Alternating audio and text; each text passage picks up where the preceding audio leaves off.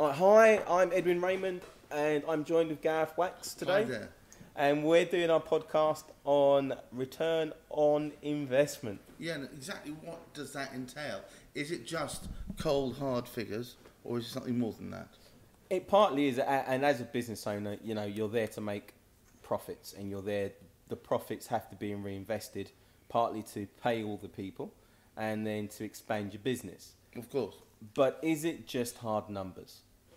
I would argue that it isn't. I would say that although from a business owner's perspective, he wants to be able to look at his bottom line and say, this was improved by doing this activity, this marketing activity, he needs to know that there are processes underneath it that create low-hanging fruit, and that low-hanging fruit can be thought of as part of the return on investment as well. So when you say low-hanging fruit, because it's a term that a lot of us use in marketing, and Yeah. Low-hanging fruit is kind of like, look, you're going to be able to gain some easier wins than others. That's pretty much what you're saying. Well, yes, it is.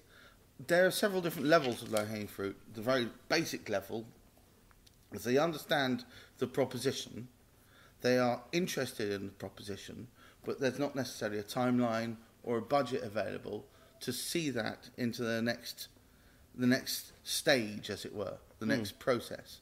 That's the basic lowest level of low-hanging fruit. And that means that business that they're talking might not come to fruition for 6 months, Yep, even a year. But it does mean that they're on the radar. absolutely. So the low-hanging fruit is basically, let's just say that's your core market. You know that the customers exist and they're going to buy your goods or buy your services. But even in that process, that takes time. So I like to use analogies because they're easy to understand. So think of it when you go shopping. You've got a shop, you'll see customers walk in. They might go around, look at other stores on the high street, then come back to you. Or if you're on Amazon, they'll look at other stores on the virtual high street and maybe come back to you to buy again. But you know that they're interested in what you're buying. The other side of the return of investment is, I think this is the key point, it's actually investing in areas that are not necessarily clearly defined. So, for example, social media is an interesting term of investing because you invest a lot of time and the rewards come back via a social expression rather than just a monetary one, right, in some cases. More than that, so investing in social media as a way of propagating your services and your message doesn't mean that there's ever going to be a direct link to any real return on investment money-wise. What it does mean is that you're going to get a direct link to an increase in trust, an increase in interest, and an increase in knowledge about what you can do for them. Absolutely, and that goes again back to the social proofing on our previous podcast. I'm going to plug that marketing mix. Please. But the return of investment is, how do you measure returns? So, for example, you might be putting a lot of your energy and investment in an area that doesn't actually give you the best returns, or vice versa. It's about learning the lessons as you go along, constantly monitoring to seeing where best to apply the right marketing mix. Yet again, plugging that original podcast that we talked about.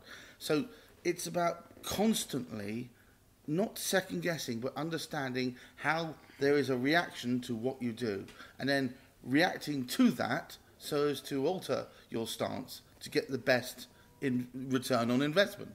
Right, and we can go through quite a few of those, like time, attending meetings, networking, social media, following up, putting in marketing proposals. Absolutely. All those things are measured in your time, and that is how you plug in your return of investment. It isn't just selling a product or a service at X price and receiving Y money.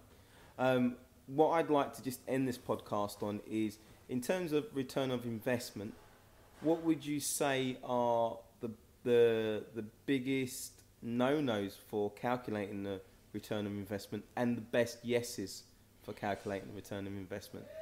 I would say possibly one of the largest no-nos is don't measure the amount of money you're spending on marketing until at least 6 to 10 months after you've spent it.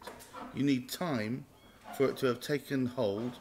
You need time for the reaction out there, either in social media sphere